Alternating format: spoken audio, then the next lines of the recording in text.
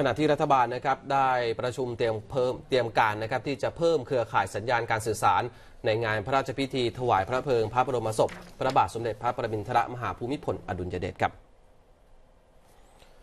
นาวาอากาศเอกสมศักดิ์ขาวสุวรรณรองปลัดกระทรวงดิจิทัลเพื่อเศรษฐกิจและสังคมเป็นประธานการประชุม